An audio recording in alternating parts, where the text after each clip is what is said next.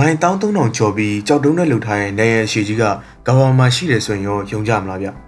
ဟုတ်ပါတယ်အဲ့ဒါကတော့တရုတ်နိုင်ငံကိုပတ်ပြီးကာထားတဲ့မဟာတိုင်းကြီးပဲဖြစ်ပါတယ်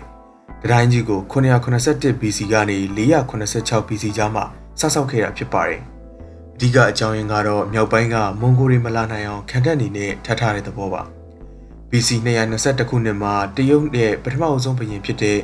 ရှင်စီဝမ်ကတကွဲတပြားဖြစ်နေတဲ့လူမျိုးစုတွေကိုစုပေါင်းပြီး Empire တစ်ခုကိုထူထောင်လိုက်ပါတယ်။အဲ့တော့ Empire ကိုကာကွယ်ဖို့အနေနဲ့အရင်ကစောက်ထားတဲ့တိုင်းတွေကိုပုံနေတဲ့နေရာတွေကိုဖျက်လူနေတဲ့နေရာတွေကိုပြင်ပြီးပြုပြင်ခဲ့ပါတယ်။ပြုပြင်ဖို့အတွက်ပြည်သူတွေကိုအလိုမတူပဲအလုပ်တွေပါခိုင်းစေခဲ့ပါတယ်။ဟန်မင်းဆက်လက်ထက်ရောက်တော့တိုင်းကမိုင်ပေါင်း3900ကျော်ဖြစ်နေပါပြီ။သူတို့လက်ထက်ဖြစ်တဲ့73ရာစုနှစ်မှာမြောက်ဘက်ကမွန်ဂို Empire ဖြစ်တဲ့ဂျန်ဂျစ်ကန်တို့လာတိုက်တော့တိုင်းကိုသူတို့ဘက်ကိုပေးလိုက်ရပါတယ်1368ခုနှစ်မှာမင်းမင်းဆက်အာဏာရလာတဲ့အချိန်မှာတိုင်းကိုပြန်ပြုပြင်ပြီးဆက်ပြီးစောက်ကြပါတော့တယ်။နေရန်ကိုပြည်တွင်းမီးဖုတ်ဖို့ကအုတ်ခဲတွေကြောက်တုံးတွေနဲ့စောက်ကြပြီး23ပေမြင့်ပြီး22ပေကျယ်ပါတယ်။သူတို့လှည့်မှာနေရန်ကမိုင်ပေါင်း9500ကျော်ထပ်တိုးလာပြီးကြားမှာစောင့်ကြည့်ဖို့မျှော်စင်တွေပါလာပါတယ်။ကျူးကျော်သူတွေလာရင်မီးခိုးတွေနဲ့အချက်ပြပြီးမျှော်စင်ချင်းဆက်သွယ်ကြပါတယ်။တိုင်းပေါ်ကအပေါက်သေးစားလေးတွေကမြားပြဖို့ဖြစ်ပြီးအကြီးတွေကကြောက်တုံးတွေပြစ်ချဖို့နေရပါ1644ခုနှစ်မှာမန်ချူမြို့တွေက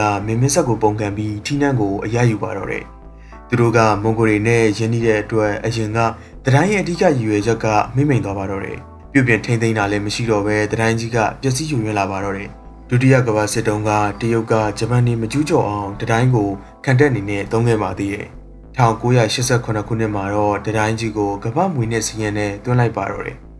အခုချိန်ထိတည်ရှိနေတဲ့တရုတ်မဟာတိုင်းကြီးကခရီးသွားတွေရဲ့ဆွဲဆောင်မှုဖြစ်ပြီးတစ်နှစ်ကိုလူသိန်း100ကျော်လက်ပတ်လေးရှိပါတယ်ဒီလိုဗီဒီယိုမျိုးလေးကြရင် Lenify Channel ကို like and subscribe ပြီးလုပ်ဝပေးကြပါဦးသိချင်တာရှိရင်လည်း comment မှာမှန်ဝပေးလို့ရပါတယ်